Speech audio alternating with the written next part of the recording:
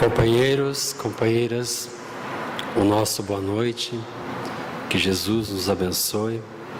Estamos triplamente felizes na tarde e noite de hoje. Estávamos agora há pouco, primeiro porque nos sentimos agraciados sempre que temos a oportunidade, prestigiados, de ocupar a tribuna desta casa, que nos consolou, nos instruiu e nos esclareceu por mais de 20 anos, ajudando-nos nas nossas limitações, nas nossas asperezas, e ficamos felizes por contribuirmos de alguma forma com o bom andamento dos trabalhos da Sociedade Espírita Amor e Caridade.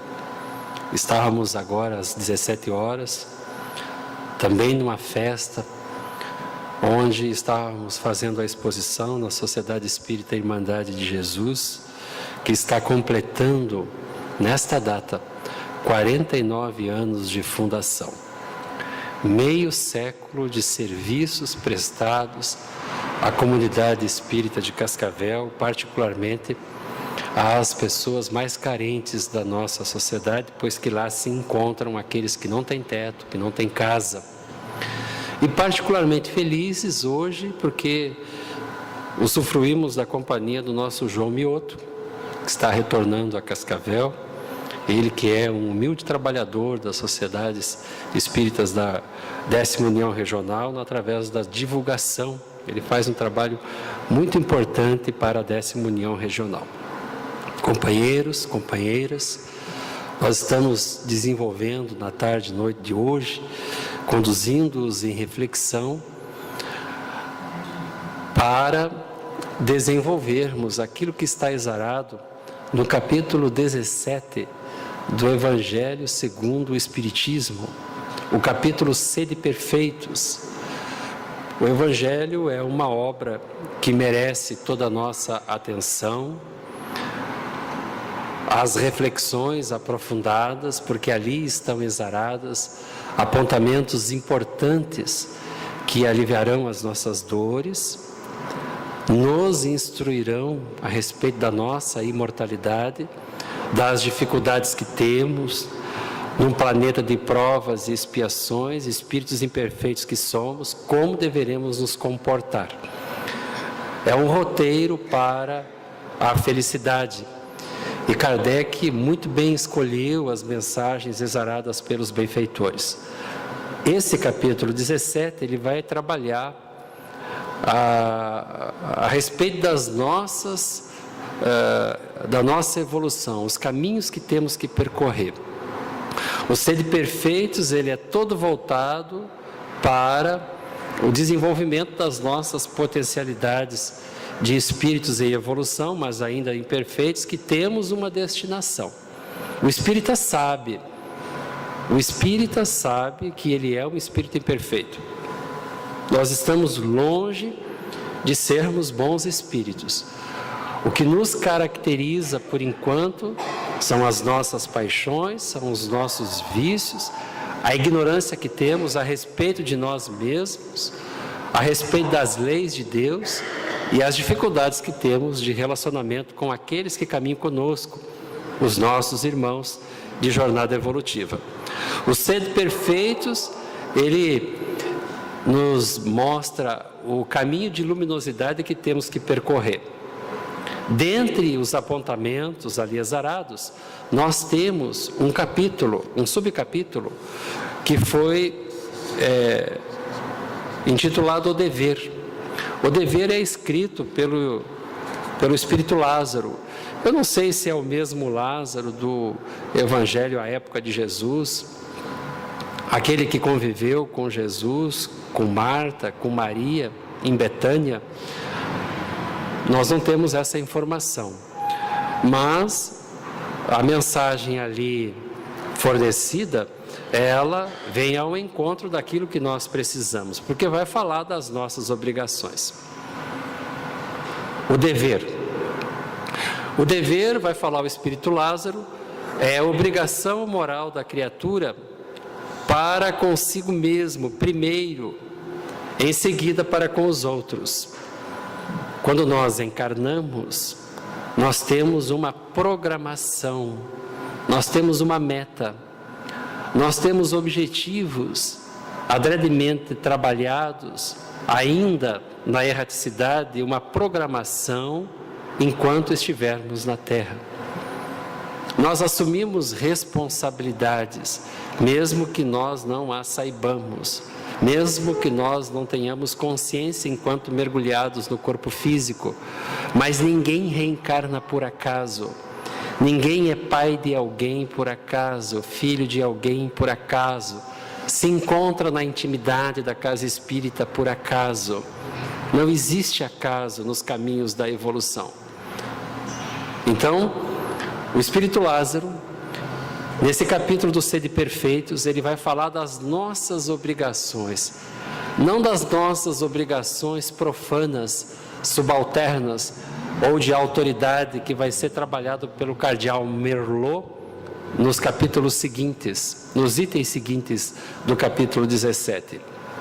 Mas esses deveres morais, a obrigação que temos para conosco mesmo, de nos melhorarmos, de nos iluminarmos, de nos conhecermos, de transcendermos, primeiro conosco, em seguida vai falar o Espírito para com os outros, porque a evolução ela não se dá sozinha, ela não acontece de forma egoística. A proposta espírita é nós rompermos com o eu, com o egoísmo que nos caracterizou até agora, porque se não fosse assim, nós já estaríamos em outras paragens espirituais. Então, a doutrina espírita, ela vem falar das minhas obrigações, eu, enquanto espírito encarnado, moralmente, o que eu tenho que fazer? Que cuidados eu tenho que tomar? Que caminhos eu tenho que percorrer? Primeiro comigo, vigiando as minhas ações, os meus pensamentos, a minha vida, a minha administração, dando conta daquilo que tenho obrigação de fazer. Primeiro comigo, depois com os outros. Ele vai falar do dever nas mais íntimas, nas mais ínfimas particularidades. Aqueles deveres cotidianos que assumimos quando estamos em casa, do pai para com o filho, do filho para com o pai, das atividades domésticas, essas coisas mais simples, que nós temos que ter cuidado, que nós temos que zelar, que nós temos que observar, porque isso atrita, isso traz consequências, e nós temos obrigação de bem nos comportarmos na intimidade do nosso lar. Mas nessas particularidades menores, como também vai falar o Espírito, nesses atos mais elevados, nas obrigações que temos, que muitas vezes nós ainda não descobrimos, porque vivemos no atendimento daquilo que nos cabe fazer, particularmente nas nossas atividades profissionais. A doutrina espírita, ela vai me informar que além dessas obrigações que eu tenho para com o inferior, para com aquele que está sob a minha tutela, sob a minha responsabilidade, sob a minha égide, aquele que eu tenho que conduzir, como também com aquele que me paga, aquele a quem eu devo, aquele que eu tenho que prestar contas. Então os deveres envolvem tudo isso. Mas o Lázaro quer falar do dever moral, esse dever que transcende, e não o dever das imposições que as profissões impõem. Esse nós vamos falar daqui a pouco. O Espírito Lázaro vai filosofar a respeito do dever. Ele vai falar que o dever, na ordem dos sentimentos, ele é muito difícil de cumprir-se, porque o dever, ele se acha num estado antagônico com as atrações daquilo que realmente me interessa por enquanto, e do coração, os interesses particulares que eu tenho, os desafios que eu tenho, as responsabilidades que eu tenho, as atribuições que eu tenho, que todos nós sabemos que não são pequenas. O meu desempenho profissional, o meu desempenho no campo dessas atividades profanas. Ele vai falar aqui a respeito que esses interesses que não deviam sobrepor-se aos interesses morais acabam sobrepondo-se. A obrigação que eu tenho no campo das coisas materiais, elas não deveriam interferir nas minhas obrigações enquanto espírito em evolução, que tem que buscar o conhecimento e a iluminação. É tarefa nossa, é intransferível. Não tem como alguém fazer por mim. Não é o expositor espírita, não é o médium espírita, não é o padre, não é o religioso, não é o pastor. Essa atividade é intransferível. É eu que tenho que buscá-la. É eu que tenho que procurá-la. Eu tenho que ter esse interesse. Esse interesse, vai falar o Espírito Lázaro, muito voltado às coisas materiais e ao atendimento dos nossos sentimentos, às particularidades dos nossos sentimentos, encontram-se invariavelmente em antagonismo com os meus deveres morais. O Espírito Lázaro vai falar que o dever íntimo, ele fica entregue ao livre-arbítrio. Ou seja, eu posso fazê-lo, ou eu posso optar por não fazê-lo. Nós, os espíritas, sabemos que temos obrigações, porque o lema da doutrina espírita não é que fora do espiritismo não há salvação. A bandeira desfraldada pelos benfeitores espirituais da humanidade, coadunada com o pensamento de Jesus, e que Kardec nos trouxe muito claramente para que nós a observássemos, é que fora da caridade não há salvação. Ou seja, o outro é a minha salvação. Aquele que caminha comigo é a solução para os meus problemas. Mas na busca incessante de atender às minhas necessidades materiais, eu acabo me esquecendo que eu tenho deveres para com o outro. Fica entregue ao nosso livre-arbítrio. Nós podemos fazê-lo, cumpri-lo, atendendo às nossas obrigações, aos nossos deveres, ou relegarmos, como a maioria de nós faz, que é não cumprir com as nossas obrigações morais. Mas o Espírito Lázaro, ele vai ao ponto, porque ele vai falar assim: o dever é o aguilhão da consciência, o dever é o guardião da probidade interior. E aí a gente se depara nas nossas relações, dentro, fora do movimento espírita, das nossas relações profanas, daquelas pessoas que têm tudo. Elas têm tudo. Elas estão numa situação financeira muito confortável, elas estão no topo da pirâmide social, elas usufruem de todo o conforto material, elas são pessoas instruídas, elas gozam de perfeita saúde, elas praticamente não têm problemas, são saudáveis, os seus familiares são saudáveis, mas na intimidade, nós conversando com essas pessoas, alguma coisa as faz infeliz. Porque todos nós sabemos que a lei de Deus está escrita na nossa consciência. E mesmo que nós não tenhamos consciência disso, não consigamos trazer isso para o mundo fático, para a nossa consciência, quando nós não estamos cumprindo com essa lei divina, que é atender o outro nas suas necessidades, nós não estamos cumprindo com os nossos deveres, esse aguilhão da consciência, esse guardião da probidade interior, ele me adverte, instala-se em mim uma infelicidade que eu não consigo detectar, e mesmo tendo tudo, eu não me sinto feliz. E muitos de nós experimentamos essa situação, porque muitos de nós praticamente não temos problemas maiores, mais graves, expiações difíceis, mas não nos sentimos felizes porque não atendemos com as nossas obrigações espirituais, com as nossas obrigações morais. Então o dever, esse guardião, esse aguilhão da consciência, ele me adverte. Mas muitas vezes ele mostra-se impotente, ou seja, eu não me movimento em direção àquele que sofre. Eu não procuro sanear o problema.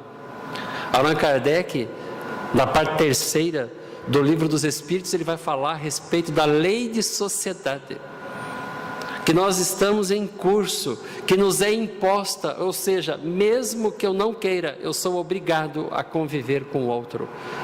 A lei de sociedade, ela é imposta às criaturas humanas exatamente para que no atrito das relações, na dureza, nas asperezas, porque somos pedras cheias de pontas, não somos pedras polidas. Nessa aspereza, no atrito com o outro, no relacionamento com o outro, eu vou me lapidando, eu vou me burilando, eu vou me trabalhando interiormente. É importante não sofismar, é importante não dar vazão às nossas paixões, porque o benfeitor vai falar exatamente que muitas vezes nós nos entregamos às paixões, essa perturbação, esse movimento desordenado da minha alma, do meu ânimo, da minha vitalidade. Eu me entrego às paixões me dominam. E quando eu me entrego às paixões, eu não tenho vitalidade e energia, eu não consigo estabelecer e cumprir com as minhas obrigações que o dever impõe.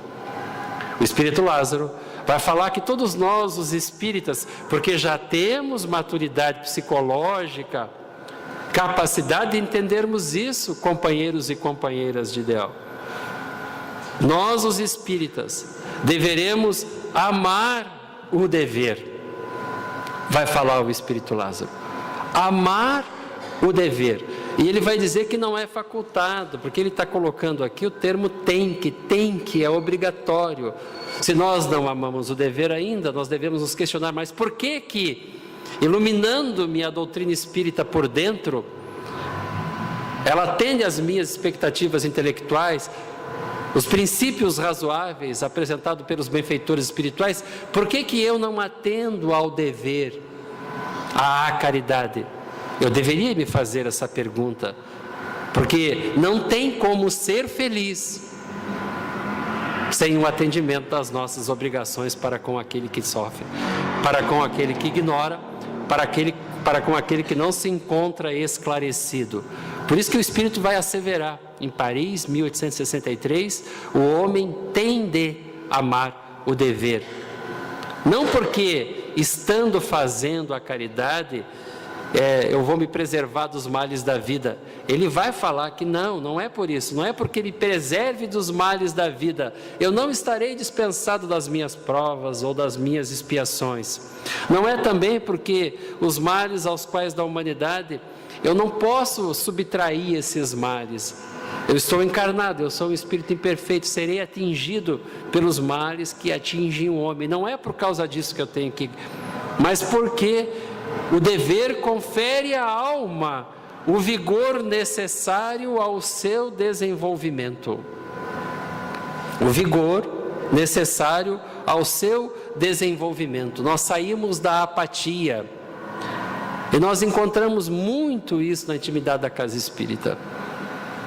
As pessoas, depois de um longo período dedicado às suas atividades, no cumprimento, no atendimento das suas obrigações profissionais, elas ainda encontram tempo para, enquanto poderiam estar descansando nos seus lares, usufruindo dos recursos oriundos dos seus esforços, das suas capacidades intelectuais, elas vêm para a intimidade da casa espírita, porque sabem que tem que atender ao dever de socorrer o outro, de aprender, de iluminar-se, de esclarecer. Então o Espírito Lázaro, ele vai falar que jamais cessa a obrigação moral da criatura para com Deus, jamais cessa a obrigação moral de nós, criaturas, para com o grande arquiteto do universo, o nosso Criador. Entre nós e Deus, companheiros, independente dos caminhos que já percorremos, sempre vai ter um superior e um inferior. E o Senhor da vida, Ele não quer esboços imperfeitos. Ele quer que nós sejamos seres iluminados. E nós estamos distanciados. O que nos caracteriza por enquanto são as sombras que nos envolvem. A ignorância e as nossas paixões. Mais uma vez, esta de refletir as virtudes do Eterno, que não aceita esboço imperfeito, porque quer que a sua obra resplandeça. Um dos maiores autores que o movimento espírita já teve, aquele que foi denominado por Chico Xavier como o metro que melhor mediu Kardec, Herculano Pires, ele vai falar de nós no centro espírita e das nossas obrigações. Ele vai falar das nossas almas frágeis. Almas frágeis. Porque quando chegamos na intimidade da casa espírita, é assim que somos. Nós chegamos fragilizados. Muitos de nós obsediados, sofrendo. São poucos aqueles que vêm por amor. A maioria de nós vem porque a prova está difícil. A vida não está fácil. E aí nós chegamos fragilizados na intimidade da casa espírita. Mas o benfeitor está falando aqui que essas almas frágeis tornaram-se fortes na fraqueza da simplicidade. Elas, aqueles que permanecem e ficam, haviam decifrado o enigma, encontrando a pureza na impureza do mundo, a verdade nas palavras do Messias rejeitado e Deus no íntimo de si mesmos.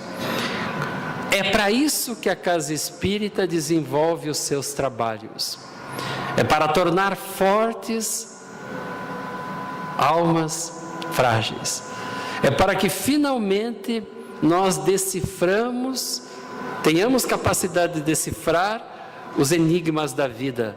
Quem eu sou, o que estou fazendo aqui, para onde que eu vou. A doutrina espírita, ela devassa o invisível, ela penetra no impenetrável, ela desmistifica os ensinamentos religiosos até agora apresentados ao homem, que quase tudo ignora. Ela nos desmaterializa e nos apresenta uma proposta de vida superior, o nosso vir a ser. E fazendo isso, decifrando esses enigmas, explicando por que eu sofro, o que eu tenho que fazer aqui, qual que é o objetivo que eu tenho que alcançar, porque senão fica sem sentido as existências. E não são poucas as pessoas que vivem no mundo, mas ignoram o seu destino. Não sabem muitas vezes essas criaturas nem por que sofrem.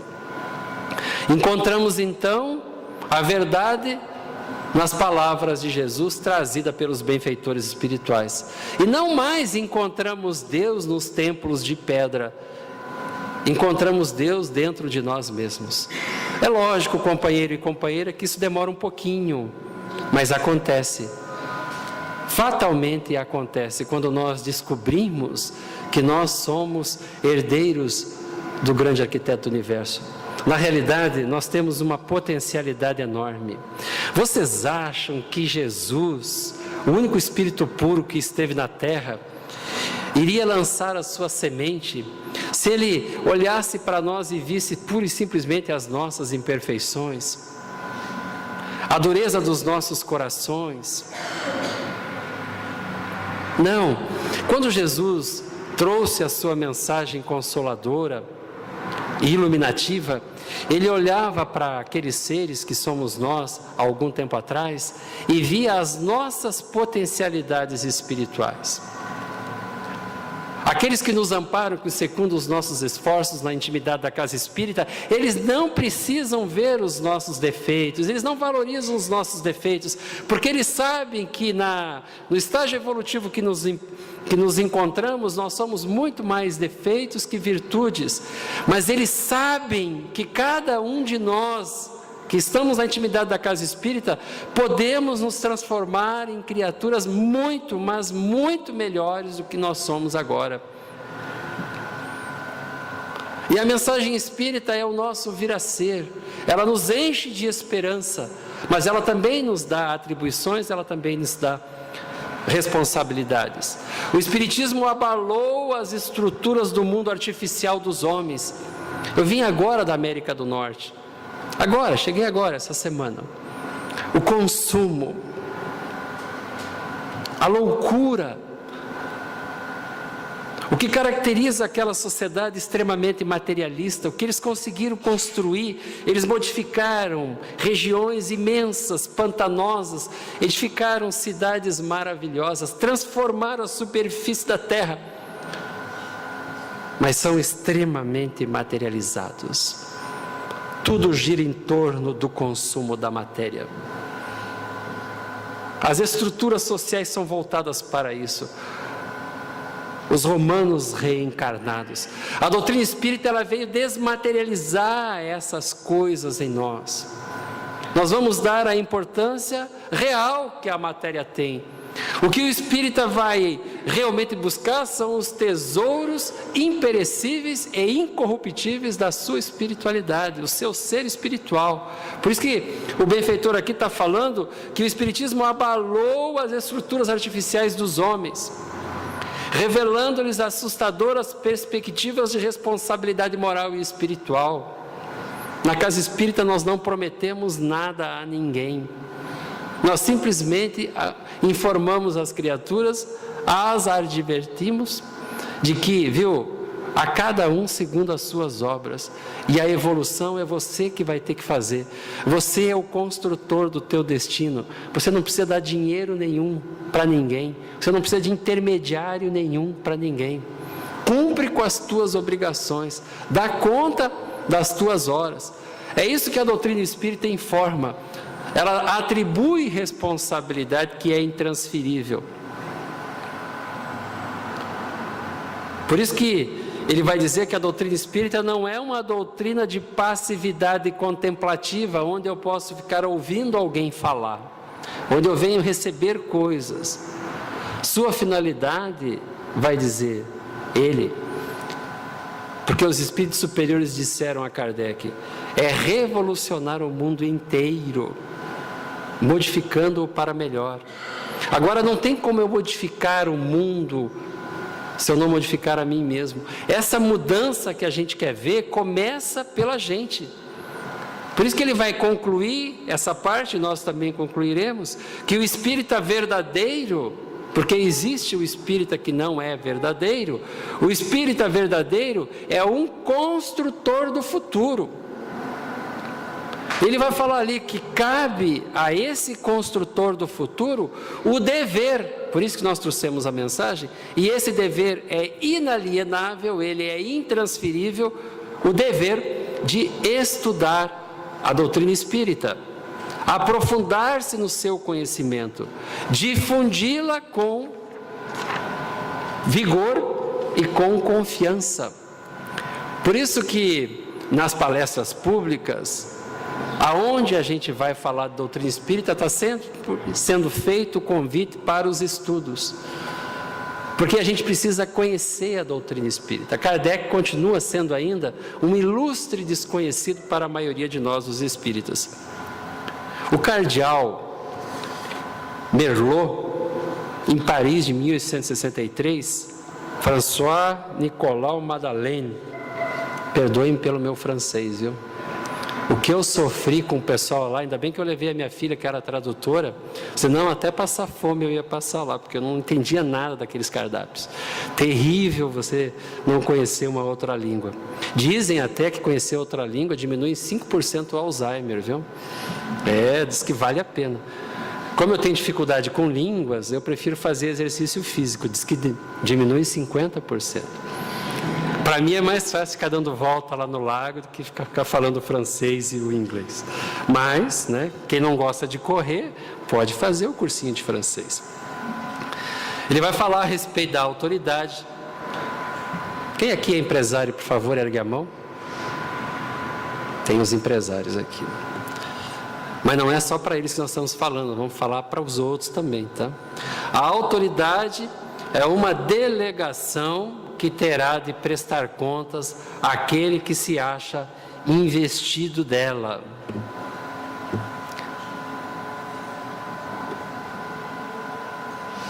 O que o Espírito está querendo dizer é o seguinte, viu?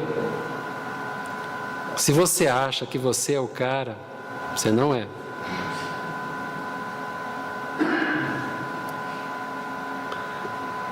Foi-te delegado uma tarefa, e essa tarefa, não interessa o tamanho dela, você vai ter que prestar conta. Não julgueis que lhe seja conferida para lhe proporcionar o vão prazer de mandar. Porque está muito comum hoje, eu ouço outros discursos religiosos. Agora nós temos a teologia do empreendedorismo. Viu? Se Deus te ama, você tem que ser um empresário de sucesso. É isso que está acontecendo hoje nas pregações, particularmente aqui na América do Sul. Se Jesus te ama, você vai ser próspero.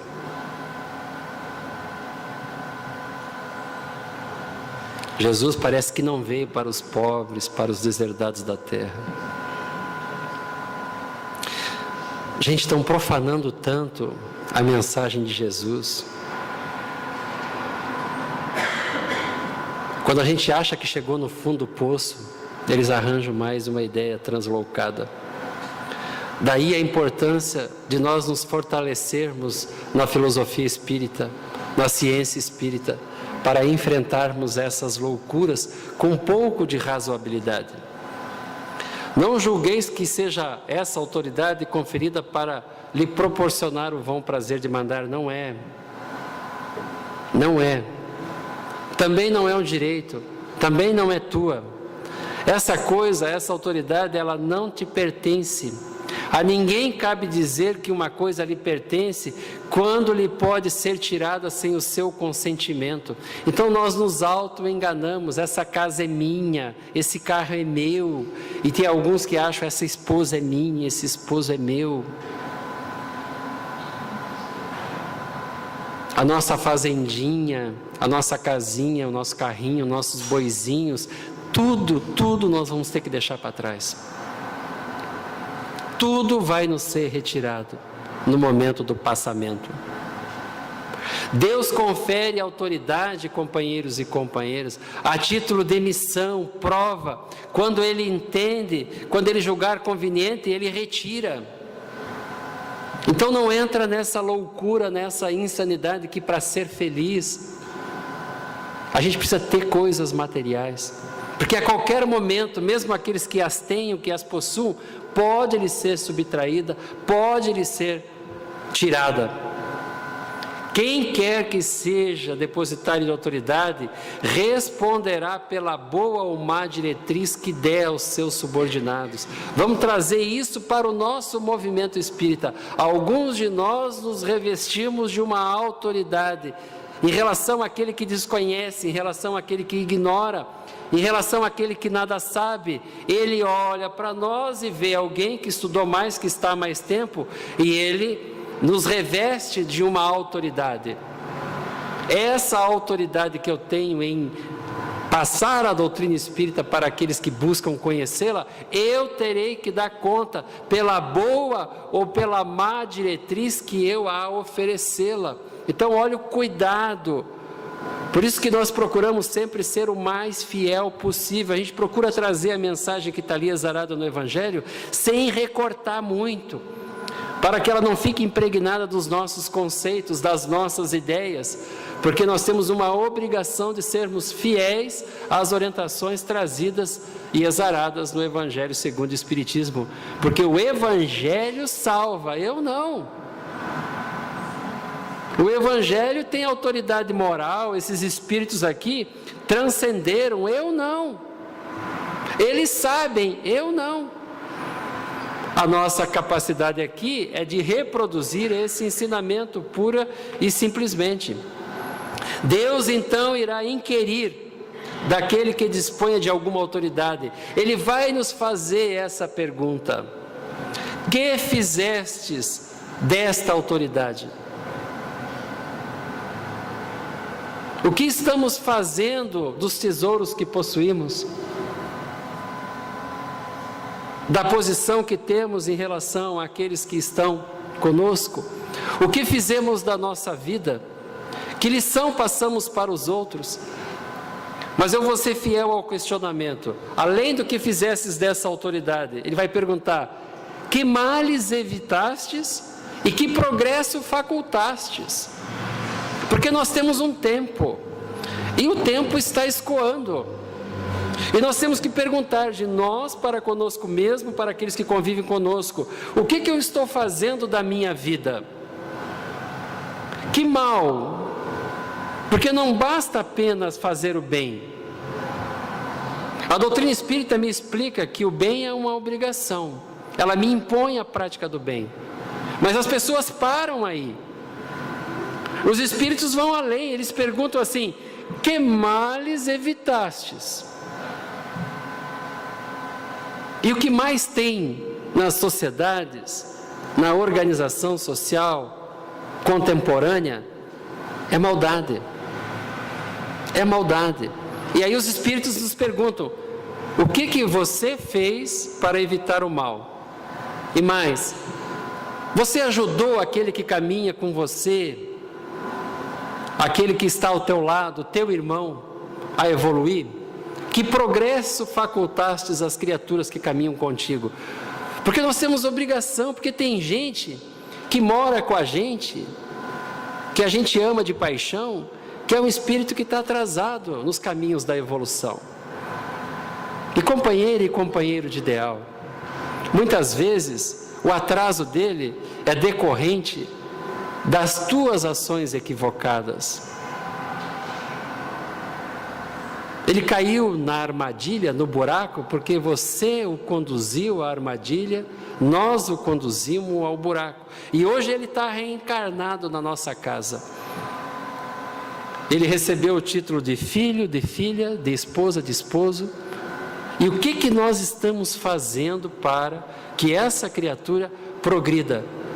Por fim, na questão da autoridade, ele vai falar assim: se te dei subordinados, não foi para que o fizesse escravo da tua autoridade, nem instrumento do teu capricho ou da tua cupidez, ou seja, da tua cobiça.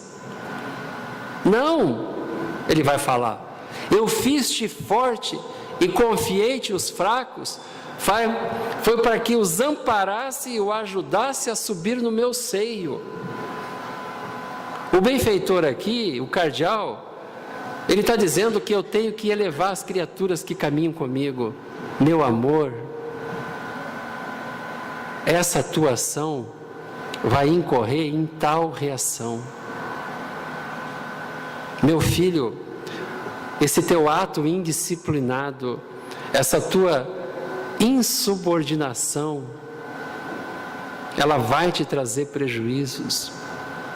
Esse orgulho, essa vaidade, essa tolice, esse anseio por querer ser o que não precisa ser, pode te trazer prejuízos imensuráveis. E essas criaturas convivem conosco, usufruem. E muitas vezes nós viemos à intimidade da casa espírita, eles ficam na intimidade dos nossos lares, porque eles não querem participar, eles não querem vir. E a gente encontra muito disso. A companheira, a esposa vem, o marido vem para pegar ela, quando termina o trabalho, ele fica lá no carro esperando. E se ela demorar um pouquinho, ele fica bravo. Ou o marido vem, a esposa não vem, porque ela não quer mudar. Ou o marido e a esposa vêm e os filhos não vêm. É o mais comum, porque eles não querem compromisso. E aí nós ficamos nessa situação, caminhando para a última parte, que é a maioria dos que nos encontramos aqui. Se o superior tem deveres a cumprir, o inferior do seu lado também os tem e não são menos sagrados.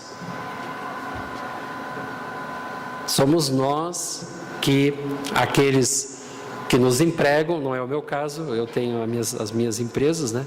Mas a maioria das pessoas, né, que tem que desempenhar as suas atividades. Veja bem, nós estamos trabalhando os sede perfeitos. Por que será que os Espíritos estão colocando essas coisas aqui? Nós passamos praticamente 1/3 prestando serviço a alguém. Alguém chega e compra as nossas horas, compra as nossas vidas, nos remunera para isso, nos paga para isso.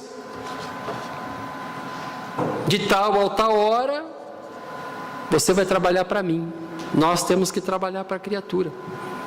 E o que a doutrina espírita vai me dizer? Viu? Os teus deveres para com essa criatura não são menos sagrados. E se tu for espírita, se você tiver essa consciência, ainda mais imperiosamente lhe dirá que não pode considerar-se dispensado de cumpri-lo. A doutrina espírita me preparando para a materialidade das ações humanas, das ações mundanas. Eu sei que eu sou um ser espiritual, mas durante algumas horas do dia eu tenho que prestar serviço a alguém, no limite das minhas possibilidades intelectuais, no limite das minhas possibilidades morais. Eu tenho que estar consciente das minhas atividades, nem que quando o chefe deixe de dar cumprimento aos que lhe ocorrem. Porque o espírita sabe muito bem que não é lícito retribuir o mal com o mal, e que as faltas do meu chefe não justificam as minhas faltas. A doutrina espírita me capacitando, né, para as coisas do mundo. E ela vai me falar a respeito do acarretamento dessa subalternidade. A gente não faz ideia do nível de infelicidade das criaturas dentro dos seus locais de trabalho. De quanto que as criaturas, elas são tiranizadas, humilhadas. Mas por que será? O cardeal vai nos falar de por que será que essas coisas acontecem. Se a sua posição te acarreta sofrimento, tomara que não seja a tua situação, mas se isso te acarretar sofrimento, olhe o que o espírita tem condições de pensar. Reconhecerá que, sem dúvida, esse sofrimento os mereceu. Por quê? Porque provavelmente abusou da autoridade que tinha. Em outras encarnações nós fomos tiranos, déspotas. Humilhamos as pessoas. Provavelmente, em razão desse abuso, sofreremos. Experimentaremos a nosso turno o que fizemos os outros sofrerem. Então a doutrina espírita, ela está me explicando o porquê que eu tenho essa dificuldade de relacionamento. E às vezes não é com o chefe, às vezes é com um companheiro. Os consultórios estão cheios. O Brasil é o campeão mundial de psicotrópicos. As pessoas adoecem porque não conseguem ser felizes no desempenho das suas funções. Nós encontramos uma quantidade enorme de perturbados, de infelizes, porque não conhecem essas verdades. Eles estão experimentando o que fizeram os outros sentir. Mas eles não poderiam trocar de posição, trocar de emprego. Se vê forçado a suportar essa posição, por não encontrar outra melhor, o Espiritismo lhe ensina resignação, porque isso constitui uma prova para a sua humildade. E essa situação, ela é necessária para o nosso adiantamento. É a doutrina espírita me preparando para o enfrentamento, para a maldade, para a crueldade humana. É eu, na intimidade da casa espírita, ganhando lucidez. Isso invariavelmente não são ensinados nas escolas do mundo. Sua crença, a crença na doutrina dos espíritos, lhe orienta a conduta. mais escrupuloso se mostra no cumprimento das nossas obrigações, pois nós, os espíritas, deveremos compreender que toda negligência no trabalho que lhe está determinado redunda em prejuízo para aquele que o remunera, e a quem deve ele o seu tempo, e a quem deve ele os seus esforços. A doutrina espírita, trabalhando de forma transcendental as relações de trabalho, porque eu vou desencarnar e eu vou ter que reencarnar, e se hoje eu sou peão, amanhã eu serei patrão e vice-versa. A doutrina espírita me dando uma consciência maior a respeito das relações de trabalho, porque as relações de trabalho também são lei da vida, companheiros e companheiras. Existe uma lei da vida, essa lei denominada pelos benfeitores espirituais como lei do trabalho. Nós estamos em curso nessa lei. Então, eu olharei para aquele que nesta encarnação eu tenho que prestar conta e terei esse prisma de observação, de consideração. Ele me remunera, eu devo o meu tempo a Ele, Ele requer os meus esforços. E isso pode nos trazer prejuízos enormes, enormes, enormes. A gente vê a estatística dos números, eu estou caminhando para as minhas considerações finais. 11 milhões, quase 12 milhões de desempregados no nosso país. Isso é uma violência sem tamanho. Imaginemos, chefes de família, abre a geladeira, está vazia. O seu filho está com fome. As contas não param de vencer. Ele não tem para onde ir. Como fica essa criatura? Como que ele se sente? E ele vai de porta em porta com o currículo na mão, nem sempre preparado. Ninguém lhe oferece a dignidade do trabalho. 11 milhões de criaturas nessa situação de violência extrema. O desespero que toma conta, as aflições, o nível de infelicidade, o caos social que isso gera. Você não ter condições de colocar o alimento na boca do seu filho. Imaginem os índices alarmantes de violência que nós vamos ter que experimentar daqui a pouco, porque as pessoas não vão aguentar esse tipo de situação. É o problema de quem está desempregado? Não. Essa indiferença é que nós temos que trabalhar. Esse é um problema nosso, de todos nós, que nós não podemos ficar indiferentes. Numa palavra, solicita o sentimento do dever.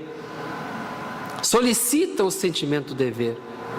Esse sentimento do dever que é oriundo da tua fé. E a certeza de que todo o afastamento do caminho reto implica em dívida. Cedo ou tarde nós teremos de pagar. François Nicolas Madeleine, Cardeal Morlot, 1863. Companheiros e companheiras, a doutrina espírita, ela vem me trazer maturidade psicológica, maturidade do senso moral. A doutrina espírita, ela vem me dizer que o estágio em que eu me encontro, ele é insatisfatório. Nós precisamos evoluir. Endossaram a nossa encarnação. A bibliografia espírita, ela é abundante. Nós não reencarnamos, a fila é grande. Nós não viemos aqui para fazer coisas simplórias. Muitos de nós temos atividades maiores a desempenhar. Eu não sei qual que é a tua, mas o nosso desejo é que com a informação espírita, com o esclarecimento espírita, você consiga saber qual que é a tua missão na Terra, pois que todos nós temos uma. Mais uma vez, o Sede Perfeitos não é uma obra para ser admirada. É uma obra para ser interiorizada. Nós deveremos nos esforçar para vivermos isso, porque é o nosso vir a ser, é onde que nós devemos chegar, é a nossa meta existencial.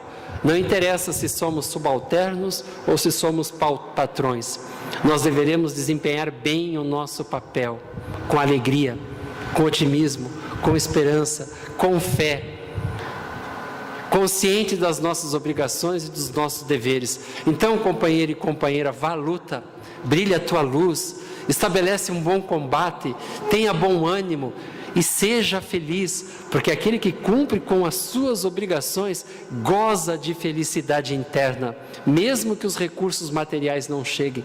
Consciência tranquila, dever cumprido. É isso que nos cabe momentaneamente para executarmos. Desempenhando bem esses papéis, oxalá, outrora, aqui ou noutra encarnação, receberemos novas responsabilidades, novas atribuições, porque nós podemos confiar em Jesus. A pergunta que nos cabe responder: será que Jesus pode confiar em nós? Será que Ele pode me dar uma responsabilidade maior? Será que eu vou desempenhá-la com zelo, com responsabilidade, com amor? Que o teu guia te proteja, que não te falte assistência. Muita paz.